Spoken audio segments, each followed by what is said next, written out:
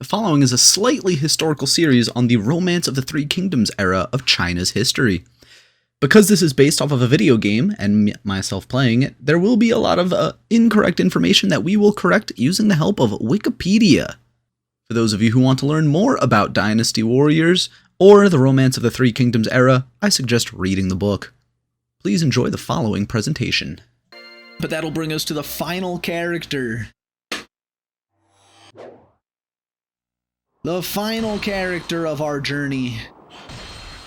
All of the Dynasty Warriors characters, all of the Romance of the Three Kingdoms. Zuo Ci. Courtesy name, Yuan Shao. Legendary personage of the Eastern Han Dynasty and the Three Kingdoms period. Zuo Ci studied atop Mount Tianzhu, practiced medicinal alchemy, and nourished his vital essence by controlled breathing and Taoist sexual practices. It is said that he could live for long periods without eating. He was also learned in the Confucian classics and in astrology. In the Shenzhen Zhuan, the biographies of divine transcendence, it says that Zuo Ci was an expert in Fen Shen multi-location, divination, the power of summoning the Jing Chu, the traveling kitchen, and the practice of alchemy. At some time before the year 200, the local warlord Sun Ce, who was a strict Confucian, wanted to kill Zuo Ci and chased him on horseback. Zuo Ci, unmounted, still managed to escape by walking slowly. Apparently, he was born in the year 20 BC and died at the age of 300.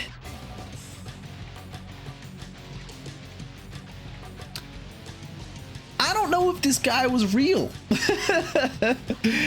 Well, let's just jump right into it. This old mystic.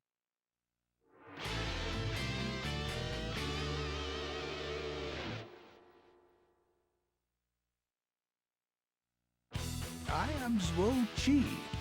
Following the suppression of the Yellow Turban Rebellion, I have come to the battlefields looking for a hero worthy of leading the land to a new era. From what I have seen, Liu Bei is capable of such a task. However, it appears that there is an even stronger individual out there. He is the one named Cao Cao. Is he the one that I have been searching for? I must meet him and find out for myself. Later, Zuo Ci went to Cao Cao, who granted him a pension to do his magics. Cao Cao may have shown an interest in the Taoist approach to longevity by doing this, but his son Cao Ji wrote that the pensions are only intended to keep the magicians and their wild teachings under control. Zuo Ci performed a number of magic acts in Cao Cao's court, such as catching an exotic fish from an empty copper pan and teleporting far away to buy ginger. He once fed a whole court assembly with food and wine, but Cao Cao soon found out that Zuo Ci had emptied every wine shop in the region with his magic for this purpose.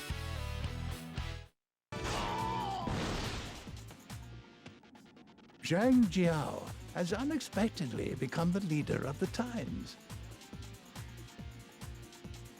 So, Cao Cao, what role do you envision will be yours to play in this time of chaos? Who are you? I am known as Zuo Ci, and I am still waiting to hear your answer. The bandit leader, Zhang Xiao, has been defeated, along with his lies. Without him, the Yellow Turbans are finished. As commander, I would like to thank you all for your service. So in the book, The Romance of the Three Kingdoms, Zuo Ci offered Cao Cao the books of, where is the title of it? The books that gave him his powers. Cao Cao responded, let me restart that. Zuo Ci offered Cao Cao the books that gave him his powers if Cao Cao himself became a disciple of Taoism. Cao Cao responded, "Often I have reflected upon this course and struggled against my fate, but what can I do? There is no one to maintain the government." When Zuo Ci suggested Liu Bei and threatened Cao Cao, "I may have to send one of my flying swords after your head one day." Cao Cao accused Zuo of being one of Liu Bei's agents and threatened him. Zuo Ci openly mocked Cao Cao in court, and Cao Cao had him arrested. The guards beat him cruelly, but the Taoist then fell asleep and slept soundly throughout the night. This enraged Cao Cao, who ordered Zuo Ci to be starved of food. This also failed, as Zuo quite happily went 7 days without food or water. After this, Cao Cao could think of nothing else to punish Zuo Ci. When he appeared at Cao Cao's banquet, Cao Cao tested him by asking to get, among other things, a dragon's liver, a peony, and a perch from the Song River. Zuo Ci accomplished everything, which drew further suspicion from Cao Cao. Zuo Ci then offered a cup of wine, who offered a cup of wine to Cao Cao, who said that Zuo should taste it first. Zuo Ci took a stick and divided the wine in half, and drank one half. Cao Cao was enraged. As a result, Cao Cao ordered Zuo Ci to be executed, but he had disappeared. I want all of you to return to your homes and continue to loyally serve the Han. We must ensure that the land never again sees such chaos. Cao Cao was indeed extraordinary. However, he will never fight for the sake of the people nor virtue. Liu Bei is perhaps the better choice after all. I have come up with an idea. If I combine Cao Cao's talents with Liu Bei's virtue, this combination will no doubt be best for the new era. Now they are headed for Luoyang to stop the tyrant Dong Zhuo. There is no need, for I can take care of such meddlesome affairs myself. We have defeated the rebel leader, Dong Zhuo. I would like to thank each member of the Allied forces that participated in this struggle. As your leader, I am proud of you all. Now that Dong Zhuo is gone, it is time to disperse the Allied forces. However, those who fought under the Yuan banner shall never forget the privilege that was bestowed upon them.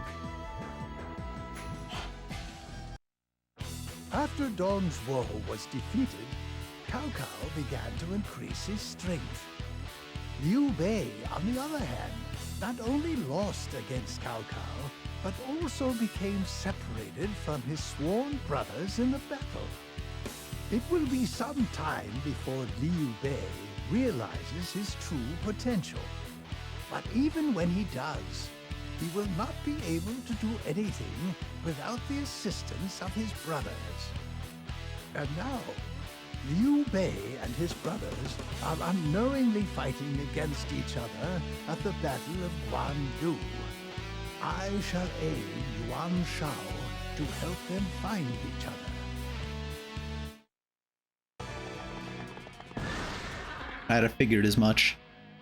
O strong and honorable warrior, one such as yourself should not be serving the likes of Cao Cao. You ought to support Liu Bei. He is not far from here. My brother. So, he is alive after all. You have my thanks, kind stranger. Yeah!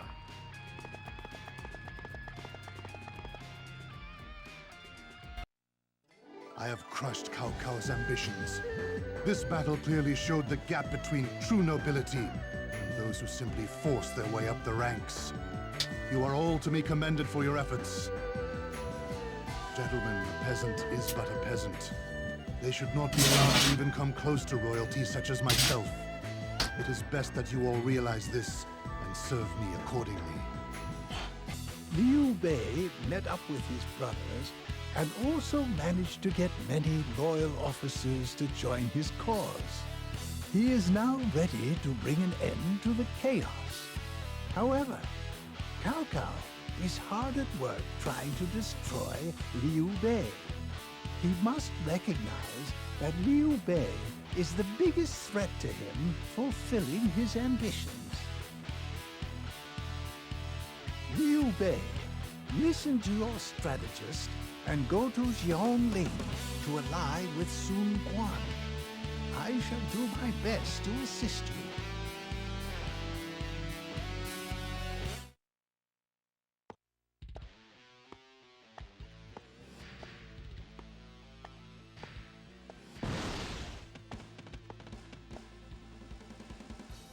What a pitiful sight.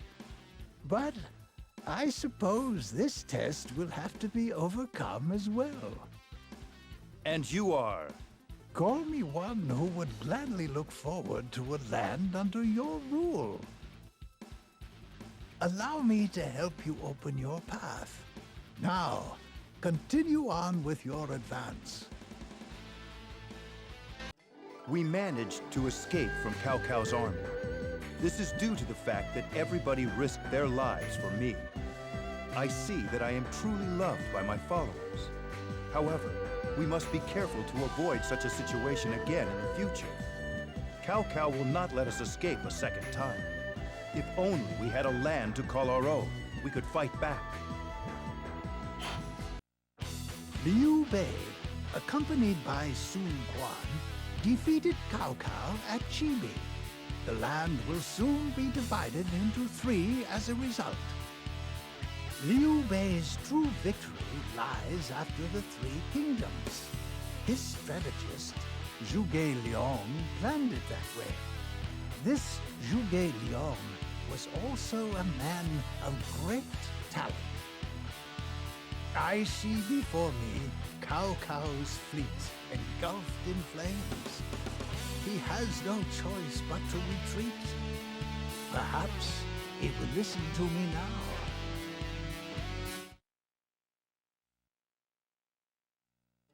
We have thoroughly crushed Cao Cao's army. It was quite humorous to see them scattering about like ants.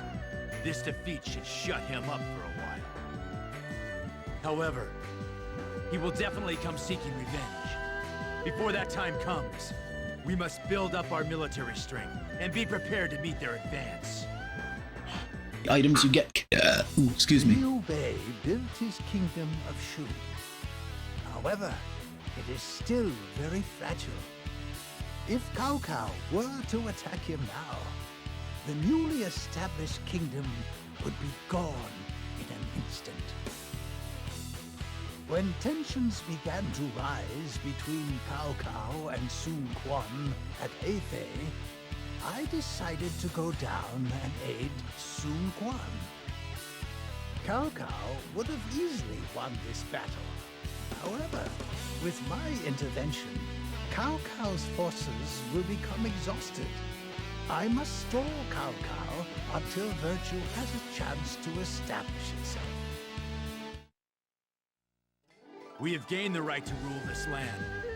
Although we were unable to kill Cao Cao, the Wei army will not soon forget the lesson we taught them in this battle. Should we use this momentum to crush Cao Cao? Or perhaps we should break our alliance and attack Liu Bei? Or perhaps our next move will surely determine the fate of the land. Cao Cao passed away after the Battle of Hefei, thereby eliminating the biggest threat to Liu Bei. However, Liu Bei would lose his sworn brothers as well. Liu Bei wanted to avenge his sworn brothers and marched his way to Yiling to defeat Sun Quan. It is most deplorable that he would place vengeance over virtue. However, Liu Bei is still Liu Bei. I guess I shall help him out this time, even if it is for a personal vendetta.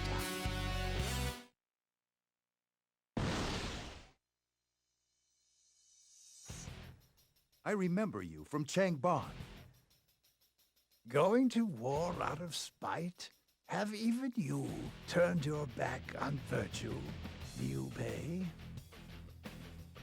silence. In times like these, even virtue is second to the bond between brothers. I am very sorry to hear that. You leave me no other choice than to dispose of you like you did with your virtues. In a sense, we were victorious. But due to my short temper, many had to sacrifice their lives to achieve this victory. I also allowed my enemy Sun Quan to escape. I was waiting for a different battle, but we've gotten past that point already. Because in the Zuo Ci story, we see Zuo Ci in just a little blurb basically at the Battle of Mount Dingjun, which is very strange. And the reason why I wanted to wait is because I wanted to finish the story that we know of Zuo Ci, where basically after screwing with Cao Cao for a while, he ran away into a flock of sheep. Knowing that he could not find him, Cao Cao announced to the flock of sheep that he was merely trying to test Zuo Ci's skill and had no intention to kill him. At that moment, oh wait, no, I skipped ahead a little bit, my bad. Yes, Zuo Ci went to a mountaintop, and Cao Cao and his men went, and realized Zuo was concealing himself among a flock of sheep. He sent his general Zuo Ci to capture him, but Zuo Ci would then attempt to slay the flock of sheep, thinking Zuo had become a sheep. When Zhu had left, the shepherd boy who had been tending the flock heard one of the sheep's heads, telling him to place the heads next to the bodies to bring them back to life. The boy did this and the sheep returned to life. After Zuo Ci failed to capture Zuo Ci, Cao Cao put out posters calling for Zuo Ci's capture. And as a result, hundreds of men matching the exact description of Zuo were found, and Cao ordered them all executed. When they were all executed, black vapor rose from their necks where they joined to form another image of Zuo Ci. The image summoned a crane for him to sit on, and Cao Cao had archers shoot him down. Suddenly, a gust of wind brought the decapitated corpses back to life. The reanimated corpses carried their heads and beat the shit out of Cao Cao. He fainted due to the shock. The winds died down, and Zuo Ci disappeared along with the corpses. Another retelling of that is that the flock of sheep, Cao Cao announced that he had no intention to kill Zuo Ci. At that moment, a goat stood on its hind legs and spoke. Cao Cao's men rushed to the goat only to find the rest of the flock had turned into goats as well and all started standing and speaking like humans. Zuo Ci was never found again. He eventually retired from the world to practice his arts in the mountains. Now we had best return home and start rebuilding our strength. I too need to rethink the meaning of things such as justice and virtue. He did not approve of Liu Bei's actions, and he passed away, only to have Liu Chan rise to take his place. Any hopes I had for a new era are gone, for this one lacks the strength necessary for such a task. On the other hand, Cao Cao's heir, Cao Pi, was doing a fine job, along with the assistance of his strategist, Sima Yi. The new land which they create will no doubt be similar to the one Cao Cao hoped to make. I cannot stand by and let this be. I shall attack them at the Wuzhang Plains. We were able to emerge victorious from the battle with Wei. It would seem that Sima Yi was no match for me. Such a pitiful ending. It has been many years since Liu Bei's 3 visits, and my plan of forming one of 3 kingdoms. The world that I foresaw has finally arrived. The land from here on shall be one that is formed by the people.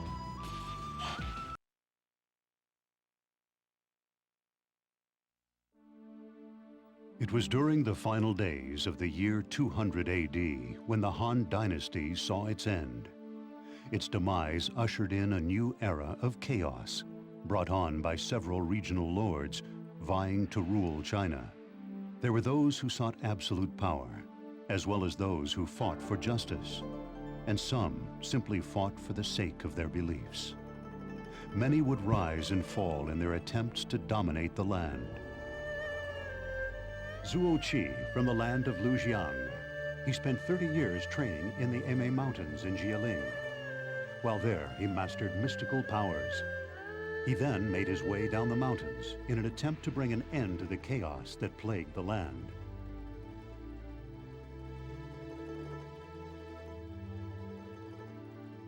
Of all those at war, it was Cao Cao who stood above them all. Although he intended to restore the Han, his ambition later became to create his own imperial line after conquering the Central Plains.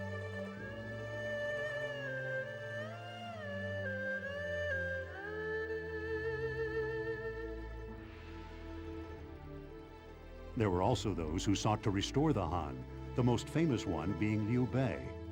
Zuo Ci felt Cao Cao's ambitions would not be best for the land and sided with Liu Bei.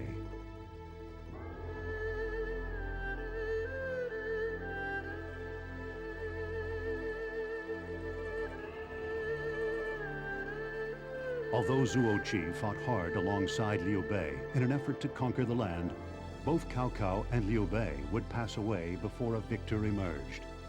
Cao Pi was appointed as the new ruler of Wei, while Liu Chan inherited leadership of Shu.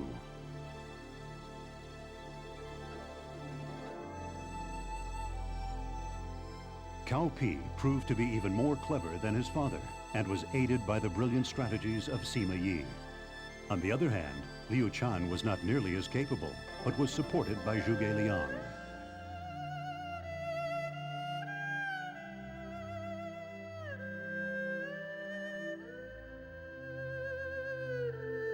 Zuo Ci believed in Zhuge Liang and left Shu in his care. However, upon learning that Zhuge Liang was near death, Zuo Ci let out a deep sigh, changed into a crane, and flew away.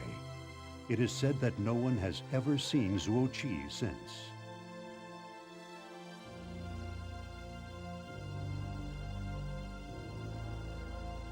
These tales, long forgotten in the flows of time, are about the legends of which no one can recall.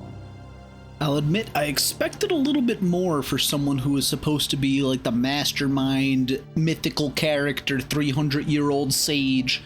But learning that all he really did was just screw with Cao Cao for a little while and then disappear, like, that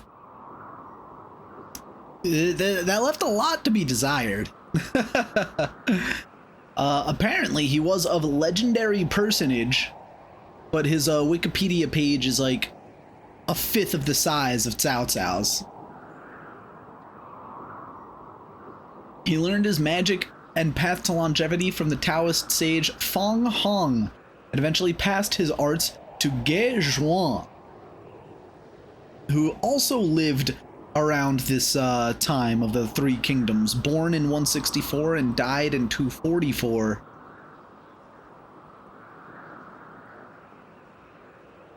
Looks like it's just a string of random alchemists, although it was, again, unknown when Zuo Ci was born, apparently born in the year 20 BC and died in the year 280, aged 300. We really don't have any information about him on this page, and I guess he just, like I said, showed up in the Romance of the Three Kingdoms because he existed at the time, screwed with Cao Cao for a little while, and then vanished. Didn't really do much else.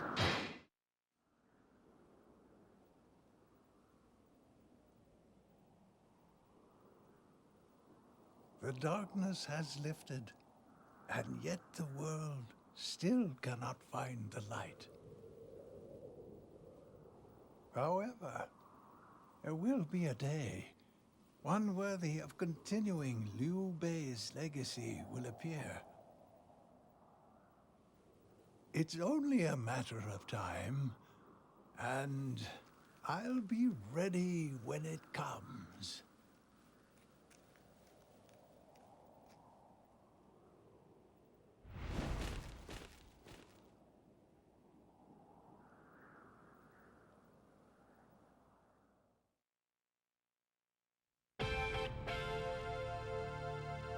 And that is the end of our series detailing all of these heroes in the Three Kingdoms era.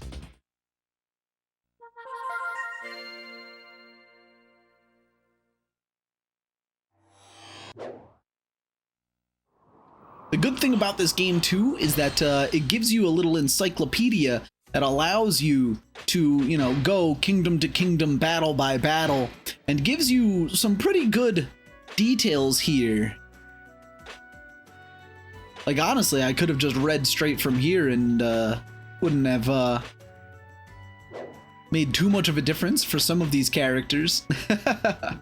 But that is the cool thing about this encyclopedia. You can look through. It even has like a bunch of these random dudes, like this Bianji guy.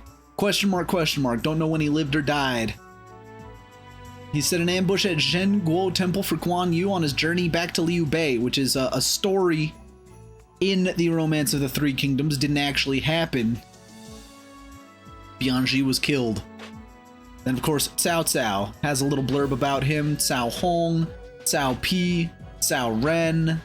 You can go to Wu, Shu, all these other guys, these dudes that, you know, you recognize them because we kill them so many times in the battle. Like Gongsun Zan becomes more of a character in the later Dynasty Warriors games, but this is, I do appreciate the fact that it gives you this encyclopedia so you can actually look through the game. But that is going to be it for this series for Dynasty Warriors 5 here on my channel. I hope you enjoyed watching this series as much as I enjoyed making it. I don't know what this camp here is. Oh, it just lets you see all of the characters and their levels and things. That's interesting. But I will say I don't know what I expected when starting this series. I thought it was going to be like one of those good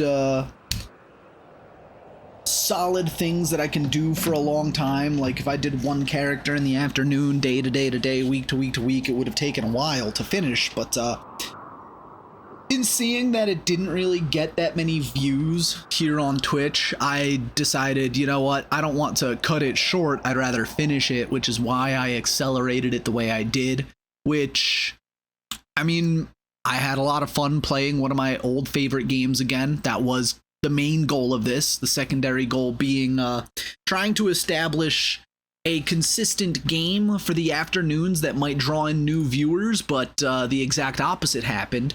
So in moving forward, I don't exactly know what game we're going to be playing next week.